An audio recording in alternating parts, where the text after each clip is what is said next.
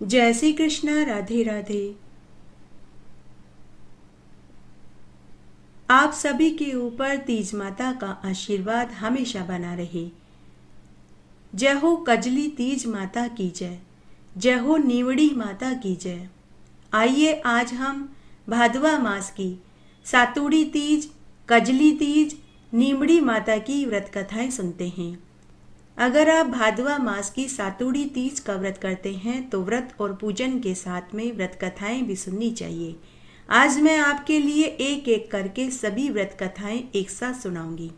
आपको एक ही जगह सभी व्रत कथाएं सुनने को मिलेगी।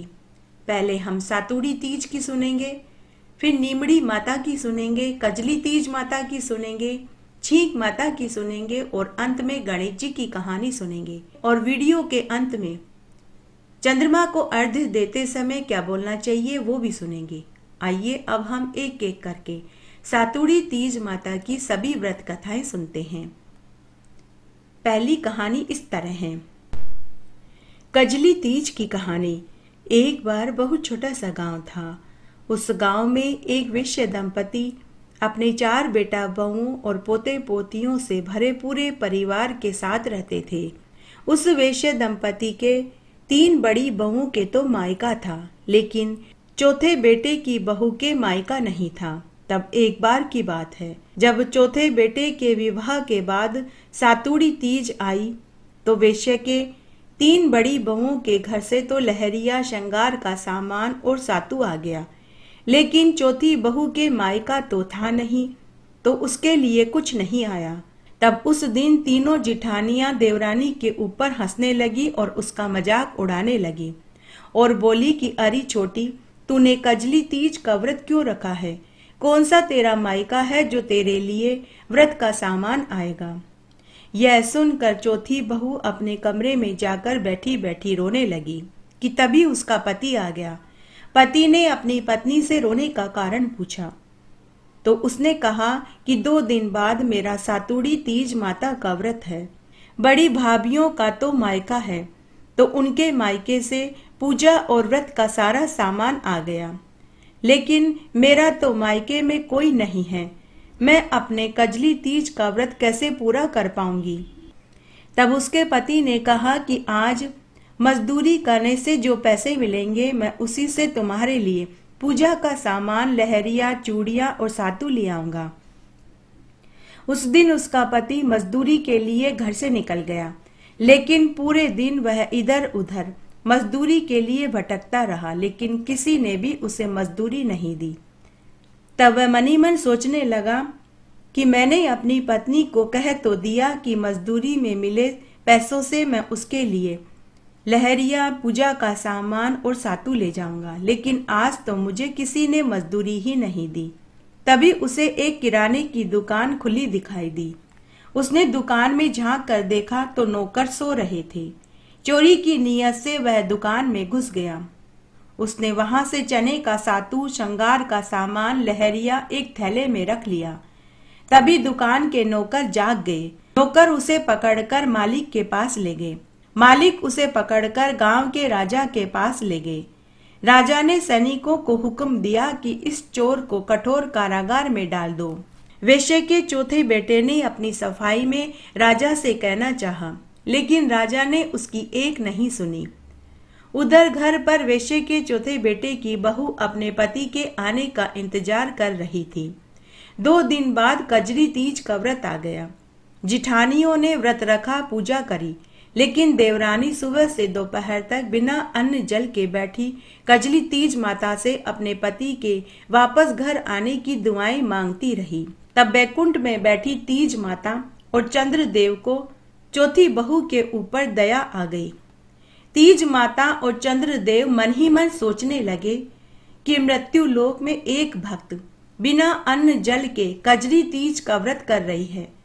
उधर उसका पति जेल में कष्ट भोग रहा है। अगर आज हमने इसकी नहीं सुनी तो कलयुग में हमें कौन पूजेगा?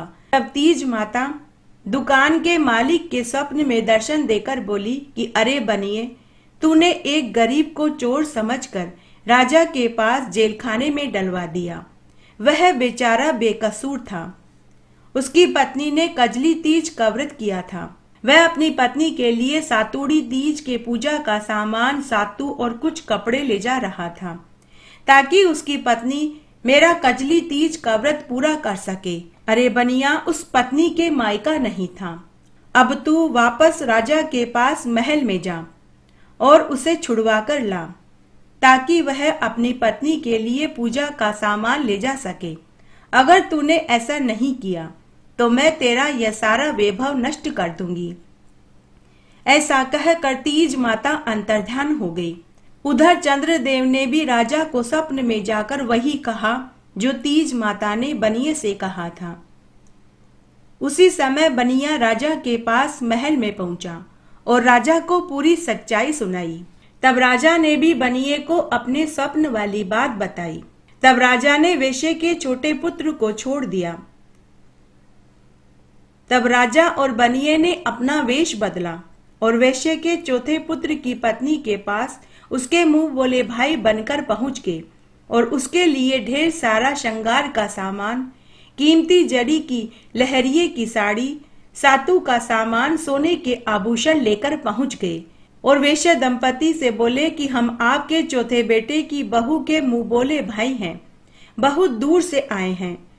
आज हमारी बहन का कजली तीज माता का व्रत है, हम उसके व्रत का सारा सामान लेकर आए हैं। इतना सारा सामान देखकर जेठानियां जल भुन गई। उसके बाद चौथी बहू ने पूरे विधि विधान से कजली तीज माता का व्रत किया, पूजन किया और अपने मुंह बोले भाइयों से मिली। तब राजा और बनिया जो मुंह बोले भाई बनकर आए थे, वे वेश्या के चौथे बेटे की बहू से बोले कि बहन, जब भी तुम्हें हमारी याद आएगी हम उसी क्षण तुम्हारी रक्षा करने हाजिर हो जाएंगे। उनके जाने के थोड़ी देर बाद वेश्या का चौथा पुत्र सामान लेकर घर पहुंचा तो उसकी पत्नी ने कहा कि मेरे दो मुंह बोले भाई आए थे, वे मेरे लिए ही नहीं बल्कि माँ, बाबूजी और आपके लिए भी ढेरों कीमती उपहार देकर गए हैं। मैंने अभी अभी कजली तीज माता की पूजा करी और सातु पासा है। हे तीज माता, जैसे कजली तीज के व्रत का फल साहूकार के चौथे बेटे की बहू को दिया वैसा सबको देना, कहानी कहने वाले को, सुनने वाले को और हुक्कारा भरने वाले को। बहुत छोटा सा गांव था। उस गांव में एक वेश्या दंपति अपने 7 बेटा बहुओं के साथ रहते थे। उस वेश्या का सबसे छोटा बेटा दुष्ट चरित्र का था। अपनी पत्नी के होते हुए भी वह वेश्याओं के पास जाया करता था। साथ ही वह जुआरी और शराबी भी था। घर परिवार के सभी लोगों ने उसे बहुत समझाया, लेकिन उसके ऊपर कोई असर नहीं हुआ। 7वीं छोटी बहू का पति कमाता नहीं था, तो वह अपनी जिठानियों के यहाँ झाड़ू, पोछा, बर्तन, कपड़े करती। बदले में वे उसे कुछ रुपया और खाने का सामान देती। इसी से उसका घर चल रहा था। वेश्या के 7वें बेटे की बहू बड़ी गरीब थी। तब एक बार भादवे मास की कजली तीज का व्रत आया। वेश्या दंपति के साथ सभी ने कजली तीज माता का व्रत रखा, पूजन किया और सातु बनाया। तब सास ने अपने 7वें बेटे की बहू को सातु का एक पिंड बनाकर दे दिया। शाम के समय जब 7वीं बहू सातु पासने बैठी तो दरवाजे पर उसका पति शराब पीकर वेश्या के यहाँ से आया और उसने कहा कि दरवाजा खोल। पत्नी ने दरवाजा खोल दिया। उसका पति थोड़ी देर ही बैठा और वापस अपनी पत्नी से बोला कि मुझे वेश्या के घर छोड़ कर आ। उसकी पत्नी बड़ी ही पतिव्रता थी। जैसा उसका पति कहता था वह वैसा ही करती थी। तब उसकी पत्नी अपने पति को वेश्या के घर छोड़ आई। उसकी पत्नी ने ऐसा 6 बार किया। बार बार अपने पति का हाथ पकड़कर वेश्या के पास छोड़ कर आती। 7वीं बार उसका पति फिर वापस घर आया और आते ही बोला कि मुझे वापस वेश्या के घर छोड़ कर आ। इस बार उसकी पत्नी अपने पति से कुछ नहीं बोली, तो उसका पति बोला कि आखिरी बार छोड़ कर आ जा, इसके बाद मैं कभी भी वेश्या के घर नहीं जाऊंगा। तब 7वीं बार उसकी पत्नी फिर उसे वेश्या के घर छोड़ने गई। जब वह अपने पति को वेश्या के घर छोड़कर जाने लगी तभी मूसलाधार बारिश होने लगी। सभी जगह नदी नाले उफान पर आ गए। तो वह एक पेड़ पर चढ़कर बैठ गई और तीज माता की स्तुति करने लगी। तब कजली तीज माता ने सोचा कि यह बेचारी सुबह से निर्जला व्रत रखे हुए है। अगर आज हम इसकी नहीं सुनेंगे तो कलयुग में हमें कौन पूजेगा। तभी वहां आकाशवाणी हुई कि आवतरी जावतरी दोना खोल कर पी, पी प्यारी होवे। आवाज सुनकर उसने देखा तो नदी में एक दोना बहता हुआ आया। उस दोने में थोड़ा सा दूध था। तब उसने दोना उठाया और उसमें से 7 घूंट दूध के पी लिए और उस दोने के 4 टुकड़े करके चारों दिशाओं में फेंक दिए। तीज माता की कृपा से उसी समय वेश्या को सद्बुद्धि प्राप्त हुई। तब वेश्या ने अपना सारा धन, रुपया, कीमती रेशमी साड़ियां एक पोटली में बांधकर वेश्या को दे दी और खुद हमेशा हमेशा के लिए तीर्थ यात्रा पर चली गई। उसके बाद वेश्या का 7वां बेटा धन, रुपया और कपड़े की पोटली लेकर घर आया और दरवाजे पर खड़ा होकर अपनी पत्नी से दरवाजा खोलने के लिए कहने लगा और बोला कि अब मैं कभी दोबारा वेश्या के पास नहीं जाऊंगा। अंदर से उसकी पत्नी ने कहा कि आप वचन दीजिए। तो पति ने वचन दिया। उसी समय उसकी पत्नी ने दरवाजा खोल दिया। दरवाजा खोल कर देखा तो उसका पति धन, रुपया, गहने, कपड़े की बड़ी सारी पोटली लेकर खड़ा था। तब उसकी पत्नी ने पूछा कि यह इतना सारा धन, रुपया, गहने, कपड़े किसके हैं। पति ने कहा कि यह सब कुछ तेरा है। यह सुनकर उसकी पत्नी बहुत खुश हुई।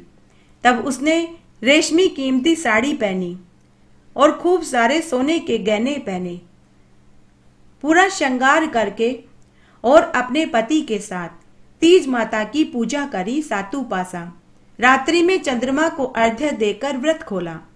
दूसरे दिन 7वीं बहू अपनी जिठानियों के यहाँ झाड़ू, पोछा, कपड़ा, बर्तन आदि करने नहीं गई तो जिठानियों ने अपने बच्चों को भेजकर पूछवाया कि जाओ देख करके आओ कि आज तुम्हारी काकी काम पर क्यों नहीं आई।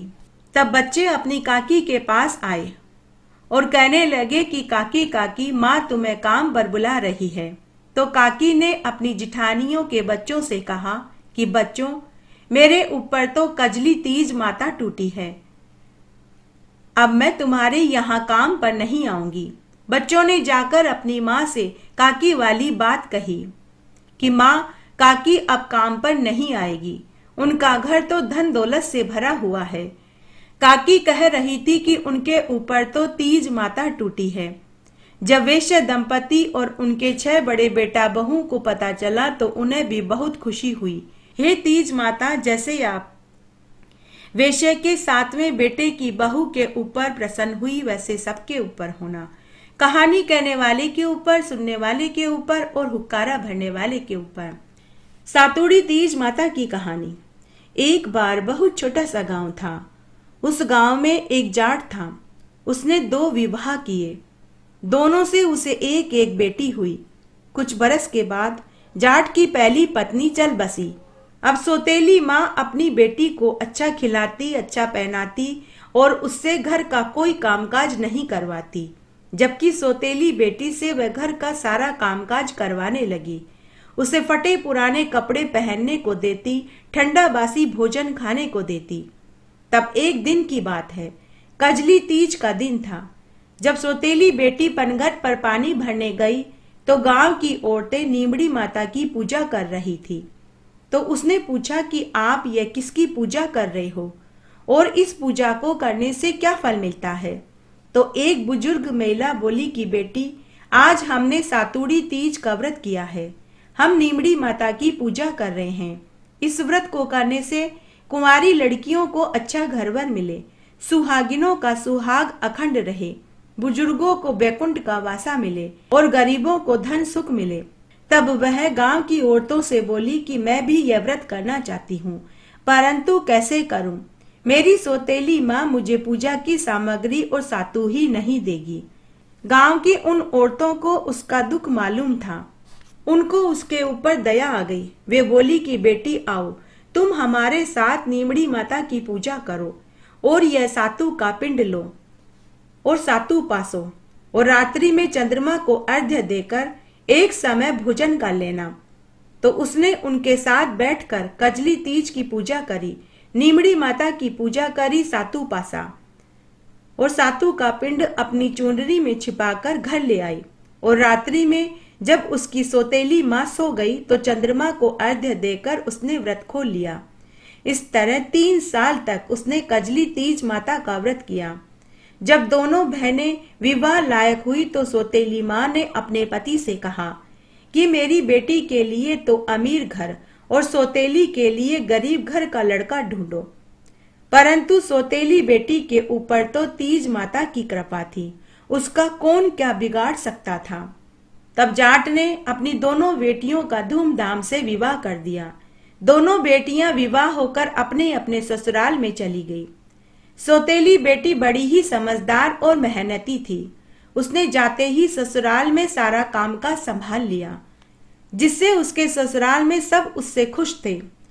लेकिन जाटनी ने अपनी खुद की बेटी को घर का कोई कामकाज नहीं सिखाया था, तो उसे ससुराल में सबकी जलीकट्टी सुनने को मिलने लगी। कोई भी उसे पसंद नहीं करता था, क्योंकि वह जुबान की भी कड़वी थी, हमेशा कटु वचन बोला करती थी। उसे ससुराल में बहुत दुख भोगने पड़ रहे थे।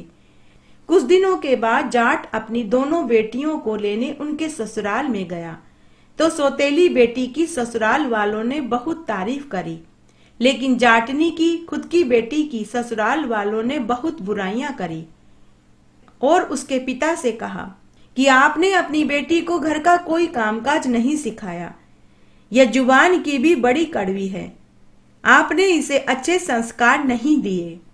अब हम इसे घर नहीं रखेंगे, आप इसे घर का कामकाज सिखाओ, बोलने चलने उठने बैठने का सलीका सिखाओ, उसके बाद ही आप इसे यहाँ छोड़कर जाना, नहीं तो आप इसे अपने पास रखो। घर आने के बाद जाट ने अपनी पत्नी को पूरी सच्चाई बताई। आज जाटनी को बहुत पछतावा हो रहा था। उसने मन ही मन सोचा कि सौतेली बेटी से ईर्ष्या के चक्कर में उसने खुद की बेटी का भविष्य बिगाड़ दिया। उसने उसी क्षण तय कर लिया कि आज से ही मैं अपनी बेटी को घर का सारा कामकाज करना सिखाऊंगी। अब सौतेली बेटी से वह अच्छा बर्ताव करने लगी और खुद की बेटी से घर में रोटी सब्जी कपड़े झाड़ू पोछा करवाने लगी। उसके कुछ दिनों के बाद भादवा मास की कजली तीज का व्रत आया। दोनों बहनों ने कजली तीज का व्रत रखा और नीमड़ी माता की पूजा करने के लिए अपनी माँ के साथ गई। सौतेली बेटी नीमड़ी माता से पूजा करने के बाद बोली कि हे नीमड़ी माता, तू मीठी है, जैसी तू मीठी है मुझे भी मीठी रखना। जबकि दूसरी ने कहा कि हे नीमड़ी, तू तो कड़वी है। उनकी माँ वहीं उनके पास बैठी थी। जब उसने सुना तो उसे समझ में आ गई। उसने उसी समय अपनी बेटी से कहा कि तू नीमड़ी माता की पुनः पूजा कर, जैसे कि तेरी बड़ी बहन ने करी है। तब सौतेली बेटी ने भी अपनी बड़ी बहन के अनुसार ही नीमड़ी माता की पूजा करी और कहा कि हे माता, जैसी तू मीठी है मुझे भी रखना। इस तरह पूजा करने से नीमड़ी माता उस पर भी खुश हो गई। जब वह ससुराल में गई तो ससुराल वाले भी उससे खुश रहने लगे। अतः नीमड़ी को पूज कर सुबह नीमड़ी के पत्ते और सातु खाएं। वह हमेशा कड़ी न कहकर मीठा कहना चाहिए। नीमड़ी को कभी भी कड़वा न कहकर मीठा कहें। एक गांव में एक सेठ सेठानी रहते थे। उनके पास धन दौलत की कोई कमी नहीं थी, लेकिन उन्हें संतान सुख की प्राप्ति नहीं हुई। तो सेठानी ने भादुड़ी बड़ी तीज का व्रत किया और तीज माता से कहा कि हे नीमड़ी माता, मेरे बेटा हो जाएगा तो मैं 1.25 मन का सातु चढ़ाऊंगी। तीज माता की कृपा से 9वें महीने में सेठानी के लड़का हो गया, लेकिन सेठानी नीमड़ी माता के सातु चढ़ाना भूल गई। उसके बाद सेठानी के 7 बेटे हुए, लेकिन सेठानी ने सातु नहीं चढ़ाया। पहला बेटा जब विवाह लायक हुआ तो उसका धूमधाम से विवाह किया गया।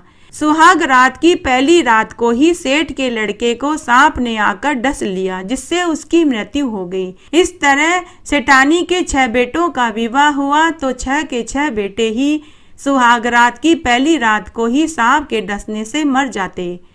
कुछ समय के बाद 7वें बेटे की सगाई आई, लेकिन सेठ सेठानी ने सगाई और विवाह करने से इनकार कर दिया। जब गांव वालों को पता लगा तो उन्होंने सेठ सेठानी को बहुत समझाया। गांव वालों के समझाने पर सेठ सेठानी अपने 7वें बेटे का विवाह करने को तैयार हुए। तब सेठ जी अपने 7वें लड़के की सगाई के लिए घर से चले और चलते चलते बहुत दूर एक गांव में पहुंच गए।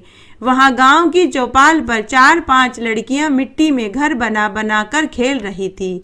उनमें से एक लड़की मिट्टी का घर बनाती लेकिन तोड़ती नहीं। अगर अन्य लड़कियां उसके मिट्टी के घर को तोड़ती तो वह कहती, मेरा घर मत तोड़ो, मुझे घर बनाना है, तोड़ना नहीं। सेठ जी वहां खड़े यह सब कुछ देख रहे थे। सेठ जी ने सोचा कि यही लड़की मेरे लड़के के लिए ठीक रहेगी। जब सभी लड़कियां शाम को खेल कर अपने अपने घर जाने लगी तो सेठ जी उसी लड़की के पीछे पीछे चलने लगे और उसके घर पहुंच गए। सेठ जी लड़की के माता पिता से मिले, बातचीत करके अपने लड़के की सगाई उस लड़की के साथ पक्की कर दी। विवाह का दिन भी पक्का कर दिया और घर आकर विवाह की तैयारी करने लगा। सेठ बारात लेकर गया। 7वें बेटे का विवाह हो गया। बारात विदा हुई। सफर लंबा होने के कारण माँ ने लड़की से कहा कि बेटी, रास्ते में तुझे तीज मिलेगी, तुझे मैं सातू और सीख डाल रही हूँ। रास्ते में कहीं भी नीमड़ी पर शाम को नीमड़ी माता की पूजा करके सातू पास लेना और कल्पना निकालकर ससुर जी को दे देना। उसके बाद बारात विदा होकर चली। रास्ते में तीज का दिन आया। ससुर जी ने बहू को भोजन करने के लिए कहा तो बहू ने कहा कि पिताजी, आज मेरा तीज का व्रत है, मैंने आज उपवास रखा है, शाम को नीमड़ी माता का पूजन करके ही भोजन करूंगी। रास्ते में नीमड़ी आए तो मुझे बता देना, मैं वहां पूजा करूंगी। तब एक कुएं पर नीमड़ी नजर आई। सेठ जी ने बारात को वहीं रोक दिया। बहू पूजा का सामान लेकर नीमड़ी माता का पूजन करने लगी, लेकिन नीमड़ी माता पीछे हटने लगी। तो बहू ने कहा कि हे नीमड़ी माता, मैं तो आपका पूजन करना चाहती हूँ, आप पीछे क्यों हट रही हो? इस पर नीमड़ी माता ने कहा कि तेरी सास ने बोला था कि हे नीमड़ी माता, मुझे एक पुत्र दो तो मैं आपके 1.25 सेर का सातू चढ़ाऊंगी। लेकिन तेरी सास को मैंने 7 बेटे दिए, लेकिन वह सातू चढ़ाना भूल गई। तब 7वीं बहू ने नीमड़ी माता से कहा कि हे नीमड़ी माता, मेरी सास भूल गई, उसके लिए आप उन्हें माफ कर दो, मैं आपको सातू चढ़ाऊंगी। मेरे 6 जेठों को आप मुझे वापस लौटा दो और मुझे पूजा करने दो। तो नीमड़ी माता नववधू की भक्ति और श्रद्धा को देखकर प्रसन्न हो गई। बहू ने नीमड़ी माता का पूजन किया, चंद्रमा को अर्घ्य दिया और सातू पासा और ससुर जी को कल्पना दे दिया। तभी नीमड़ी माता ने उसके 6 जेठों को जीवित कर दिया। प्रातः होते ही बारात अपने घर को लौट गई। बहू ने ससुराल के घर में प्रवेश किया तो उसके 6 जेठ वहां प्रकट हो गए। तब सेठ सेठानी ने सबको गाजे बाजे से सामने लिया। सासू बहू के पैर पड़ने लगी तो बहू बोली कि सासू जी, उल्टी गंगा नहीं बहती। सासू माँ, आपने तीज माता के व्रत के दिन नीमड़ी माता से बोलारी बोली थी कि मुझे एक पुत्र दो तो मैं 1.25 किलो का सातू चढ़ाऊंगी। तीज माता ने आपको 7 बेटे दिए, लेकिन आपने बोलारी पूरी नहीं करी। अब सास को अपनी बात याद आई। सास को अपना दिया हुआ वचन याद आया। सेठानी बोली कि बहू, मुझे याद नहीं रहा, मैं भूल गई। उसके बाद सेठ सेठानी ने नीमड़ी माता से अपनी गलती की माफी मांगी और 7.25 मण का सातू तीज माता को चढ़ाया। गाजे बाजे के साथ सेठ सेठानी ने अपने 7 बेटा बहुओं के साथ नीमड़ी माता की पूजा करी और बोलारी पूरी करी। कजली तीज व्रत में सभी कथा कहानियों के साथ में छींक माता की कहानी जरूर सुननी चाहिए। आइए अब हम छींक माता की कहानी सुनते हैं। एक बार एक साहूकार का बेटा था। वह शहर से कमाकर घर लौट रहा था। रात्रि हो गई। वह जंगल के रास्ते से जा रहा था कि तभी उसे एक मंदिर दिखाई दिया। उसने सोचा कि रात्रि मैं इसी मंदिर में सो जाता हूँ, सुबह होने पर घर चला जाऊंगा। तो साहूकार का बेटा उस मंदिर में चबूतरे पर सो गया। उस मंदिर में एक वट का वृक्ष था। उस वट वृक्ष की पोखर में नाग नागिन का जोड़ा रहता था। नाग को साहूकार के ऊपर दया आ गई। वह पूरी रात साहूकार के पुत्र की रखवाली करता रहा, क्योंकि उस जंगल में अनेक जंगली पशु थे। वे कभी भी आकर उस साहूकार के पुत्र को खा सकते थे। इसलिए नाग पूरी रात जागकर साहूकार के पुत्र की रखवाली कर रहा था। सुबह जब साहूकार का बेटा सोकर उठा तो उसने नाग को उसकी रखवाली करते हुए देखा। साहूकार को नाग के ऊपर दया आ गई। साहूकार ने वहीं एक ग्वाले से दूध लेकर नाग को पिला दिया। तब नाग ने नागिन से कहा कि तू यहीं रह, मैं डस कर आता हूं। नागिन बोली कि मैं भी आपके साथ चलूंगी। लेकिन नाग ने कहा कि तू कहां मेरे साथ इधर उधर भटकती रहेगी, तू यहीं बिल में आराम कर, मैं तेरे हिस्से का भोजन यहीं ले आऊंगा। नागिन बोली कि अच्छा, अगर आप जाना ही चाहते हो तो चले जाइए, लेकिन आप लक्ष्मण रेखा खींच कर जाइए, ताकि कोई छोटे मोटे सांप बिच्छू गोयरे आकर मेरे साथ हंसी मजाक न करें, क्योंकि मुझे फालतू के हंसी मजाक करना पसंद नहीं।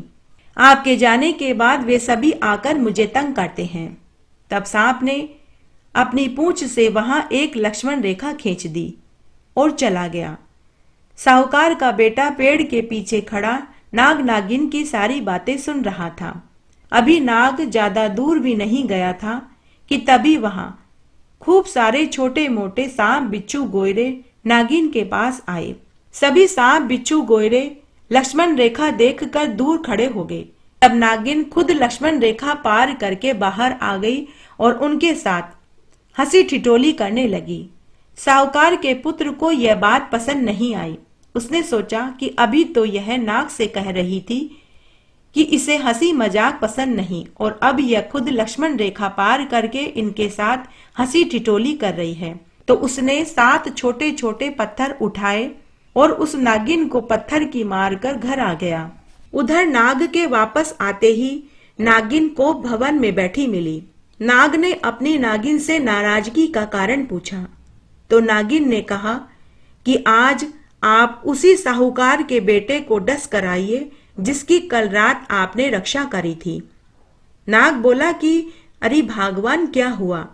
तब नागिन बोली कि आपने तो उसकी रक्षा करी और बदले में वह मुझे 7 पत्थर की मार कर गया है। जब तक आप उसे नहीं डसोगे मैं अन्न जल ग्रहण नहीं करूंगी, इसलिए आप उस साहूकार के बेटे को डस कराइए। नागिन की बात सुनकर नाग को भी क्रोध आ गया। वह भी सोचने लगा कि भलाई का तो जमाना ही नहीं रहा। मैंने साहूकार के बेटे की पूरी रात जागकर रक्षा करी और वो मेरी ही पत्नी को मारकर चला गया। जब नाग साहूकार के घर पहुंचा तो उसने देखा संध्या का समय हो रहा था। साहूकार खाना खाने के लिए अपनी माँ के पास बैठा हुआ था। उसकी माँ पंखा झल रही थी और उसकी पत्नी भोजन परोस रही थी। सांप ने सोचा कि पहले मैं इसे भोजन कर लेने देता हूँ, उसके बाद इसे डसूंगा। तो वह परिंदे में कुंडली मारकर बैठ गया। साहूकार की पत्नी जैसे ही खाना परोसने लगी तो उसे छींक आ गई। साहूकार की माँ ने अपनी बहू को भोजन परोसने से मना कर दिया। थोड़ी देर बाद बहू पुनः पानी का गिलास लेकर आई तो फिर से उसे छींक आ गई। साहूकार की माँ ने फिर से अपनी बहू को पानी का गिलास रखने से मना कर दिया। थोड़ी देर बाद बहू फिर से भोजन की थाली लेकर आई तो उसे फिर से छींक आ गई। साहूकार की माँ ने फिर से अपनी बहू को भोजन परोसने से इनकार कर दिया। तब साहूकार अपनी माँ से बोला कि माँ, मुझे तुम औरतों की बातें समझ नहीं आती। आज सुबह मैंने नाग और नागिन की बातें सुनी।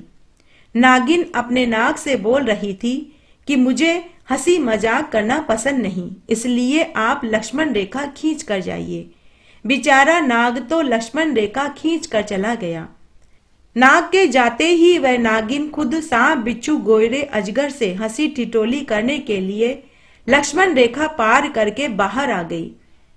माँ, मुझे ये 2 मुही बातें पसंद नहीं आती, तो मैं उस नागिन को 7 पत्थर मारकर आया हूं और घर आया तो यह छींक वाली बात, ये सारी बातें मुझे पसंद नहीं आती।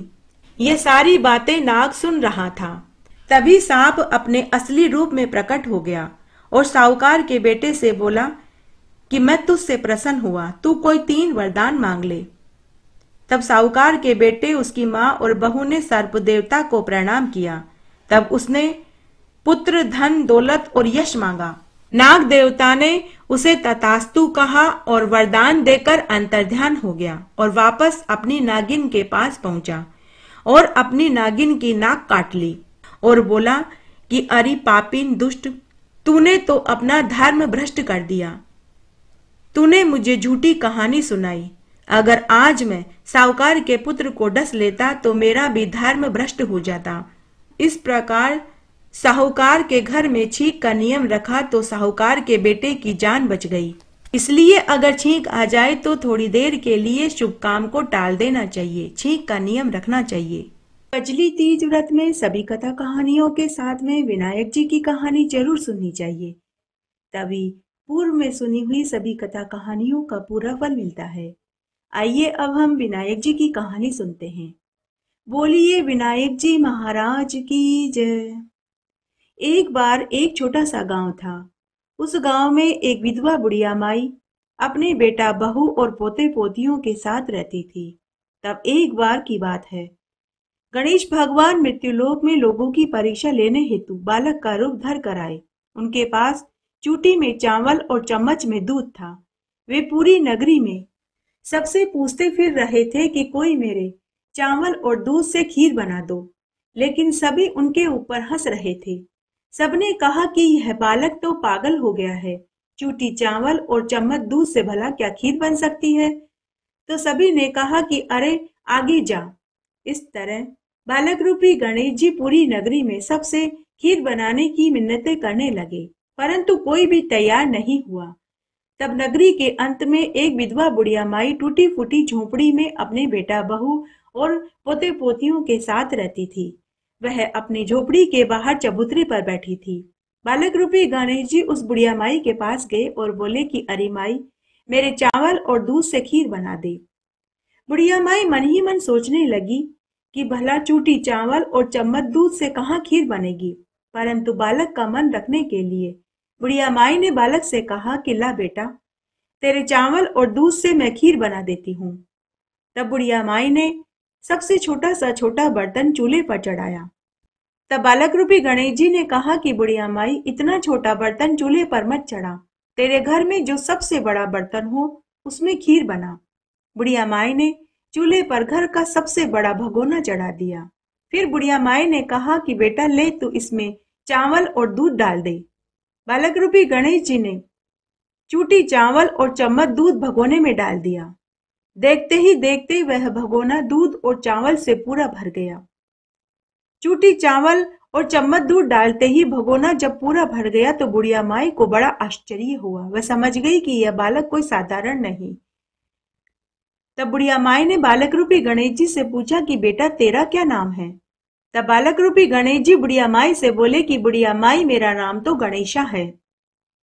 उसके बाद बालक रूपी गणेश जी ने बुढ़िया माई से कहा कि बुढ़िया माई, मैं तालाब पर स्नान करके आता हूँ, तब तक तू खीर बना ले। बुढ़िया ने खीर बनाई, उसमें चीनी डाली। खीर बनकर तैयार हो गई। उसकी सौंधी सौंधी खुशबू उसकी झोपड़ी में ही नहीं वरन पूरे गांव में फैल गई। तभी उसके पोता पोती आए और अपनी दादी से खीर मांगने लगे। बुढ़िया माई ने कहा कि बेटा, अभी गणेशा तालाब पर स्नान करने गया है। जब वह तालाब से नहाकर आएगा तब सबसे पहले उसे खीर खिलाऊंगी, उसके बाद ही मैं तुम्हें खीर खाने को दूंगी। लेकिन यह सुनते ही पोता पोती खीर के लिए रोने लगे। तब बुढ़िया माई ने चूल्हे में से अंगीरा निकाला और उसके ऊपर गणेश भगवान का नाम लेकर खीर का भोग लगा दिया और फिर कटोरा भर भर कर अपने पोते पोतियों को खीर खाने को दे दिया कि तभी उसकी पड़ोसन आ गई। बुढ़िया ने मन ही मन सोचा कि यह पड़ोसन गणेशा से मेरी चुगली न कर दे, तो बुढ़िया ने एक कटोरा भर कर पड़ोसन को भी दे दिया। थोड़ी देर बाद बुढ़िया को भी भूख सताने लगी, तो बुढ़िया ने भी एक कटोरा खीर भरकर दरवाजे के पीछे बैठकर गणेश भगवान का नाम लेकर खीर खा लिया। जब बुढ़िया माई खीर खा रही थी तो पीछे से उसकी बहू भी आ गई। उसने भी एक कटोरा खीर भरा और गेहूं की टंकी के पीछे बैठकर खीर खा लिया। और खीर का खाली कटोरा चक्की के नीचे सरका दिया। इस तरह दोपहर हो गई। तब बुढ़िया माई झोपड़ी के बाहर आकर जोर जोर से आवाज लगाने लगी कि आजा रे गणेशा, खीर तैयार हो गई, आकर खीर खा ले। तभी बालक रूपी गणेश जी आए और बोले कि बुढ़िया माई, मैंने तो खीर खा ली। बुढ़िया माई को आश्चर्य हुआ। उसने कहा कि अरे गणेशा, तूने खीर कब खाई? तब बालक रूपी गणेश जी बोले कि बुढ़िया माई, जब तूने अंगीरे पर खीर का भोग लगाया तब मैंने खीर खाई। जब तेरे पोते पोतियों ने खीर खाई तब मैंने खीर खाई। जब तेरी पड़ोसन ने खीर खाई तब मैंने खीर खाई। और जब तूने और तेरी बहू ने खीर खाई तब तो मेरा पूरा ही पेट भर गया। बुढ़िया ने कहा कि गणेशा, तेरी सारी बातें तो सच है, लेकिन मेरी बहू बिचारी का तो नाम ही मत लेना। उसने तो खीर की तरफ देखा भी नहीं है। वह तो सुबह से काम में लगी हुई है, फिर वह खीर कहाँ से खाएगी? गणेश भगवान ने कहा कि बुढ़िया माई, अगर तुझे यकीन नहीं तो तू चक्की के नीचे जाकर के देख, वहां खीर का झूठा कटोरा पड़ा हुआ है। बुढ़िया ने जाकर देखा तो चक्की के नीचे खीर का झूठा कटोरा पड़ा था। बुढ़िया माई गणेश भगवान के हाथ जोड़ती हुई बोली कि बेटा, यह घर की बात है, इसे घर में ही रहने दे। अब बता गणेशा, इस खीर का क्या करना है? गणेश भगवान ने कहा कि पूरी नगरी को जिमा दे। बुढ़िया माई भागी भागी पूरी नगरी को खीर खाने का न्योता दे आई। गांव के सभी लोग कहने लगे कि अरे, इसके खुद के खाने के टोटे हैं, यह किसी को क्या जिमाएगी। फिर पूरी नगरी एक एक करके बुढ़िया के यहाँ खीर खाने आई। खीर इतनी स्वादिष्ट थी कि सभी ने खीर खाने के बाद खीर की खूब बड़ाई करी। सारी नगरी खीर जीम कर चली गई, लेकिन फिर भी खीर का भगोना पूरा भरा हुआ था। धीरे धीरे यह बात राजा के महल तक पहुंची। राजा ने अपने सैनिक भेजकर बुढ़िया माई से खीर का भगोना महल में मंगवा लिया। महल में पहुंचते ही खीर के भगोने में कीड़े पड़ गए, उसमें से दुर्गंध आने लगी। राजा ने खीर का भगोना वापस बुढ़िया को देने के लिए बुढ़िया को महल में बुलवाया। राजा ने पूछा कि अरे बुढ़िया माई, तेरा खीर का भगोना वापस ले जा, लेकिन नगरी में तुझे कोई भी पूछे तो कहना कि यह खीर का भगोना मैंने तुझे दिया था। तो बुढ़िया माई बोली कि हे महाराज, मेरे ऊपर तो गणेश भगवान टूटे हैं। आप टूटो तो अपनी दासियों और बांदियों और सेवकों पर टूटो। अगर आपको मुझे देना ही होता तो पहले ही दे देते। मैं तो सभी से यही कहूंगी कि मेरे ऊपर तो गणेश भगवान टूटे हैं। तब बुढ़िया माई खीर का भगोना लेकर खुद की झोपड़ी में आ गई। जैसे ही खीर के भगोने को बुढ़िया माई ने अपनी झोपड़ी में लाकर रखा तो वह खीर वापस सुगंधित खीर में बदल गई। झोपड़ी में आने के बाद बुढ़िया माई ने गणेश भगवान से कहा कि अरे गणेशा, अब बता मैं इस बची हुई खीर का क्या करूं? तभी वहां गणेश भगवान प्रकट हो गए। गणेश भगवान ने बुढ़िया माई से कहा कि बुढ़िया माई, इस बची हुई खीर को तेरी झोपड़ी के पिछवाड़े में खड्डा खोद कर गाड़ दे, तुझे सुबह वहां गड़ा खजाना मिलेगा। ऐसा कहकर गणेश भगवान अंतर्ध्यान हो गए। जाते जाते बुढ़िया की झोपड़ी को ठोकर मार गए तो उसकी झोपड़ी महल मालिये में बदल गई। घर में अन्न धन के भंडार हो गए। बुढ़िया की बहू ने गणेश भगवान की आवाज सुन ली थी तो उसके मन में लालच आ गया। वह सुबह अपनी सास के उठने से पहले ही उठ गई और घर के पिछवाड़े की जमीन को फावड़ी से खोदने लगी, लेकिन उसे धन का चरा कहीं नहीं मिला। थक हार कर वह अपनी सास के पास आई और बोली, सासू माँ, आपके गणेश जी झूठ बोलकर गए हैं। हमारे घर के पिछवाड़े की मैंने सारी जमीन खोद ली, लेकिन कहीं भी धन का गड़ा खजाना नहीं मिला। तब बुढ़िया माई अपनी बहू से बोली कि ला, तू मुझे सुई दे, मैं खुद जमीन खोद कर देखूंगी।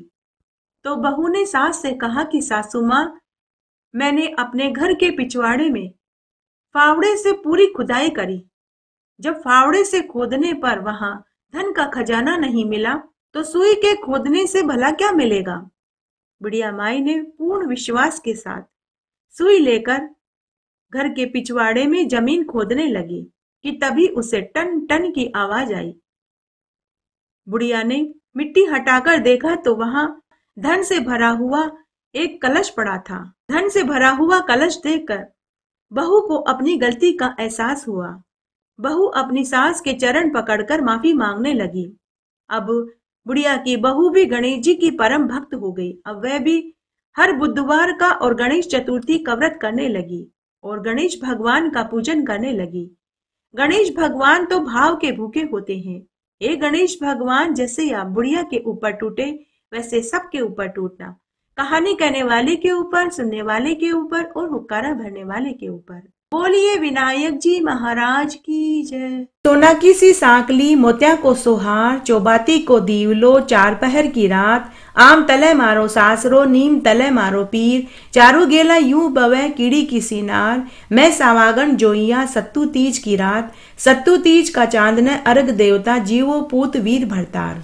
चांदा हेलो उगियो हरियाबास कटाए, साजन उबा बार ने आखा पाती लाए, सोना की सी सांकली गले मोत्यारो हार, कजली तीज का चांद ने अर्घ देवता, जीवो वीर पूत भरतार। चांदा देखी चांदनी हरियाबास की नींव, पीला पहने आप के पीलो खायो बाप के, कजली तीज का चांद ने सुहागन खड़ी अर्घ्य देवे।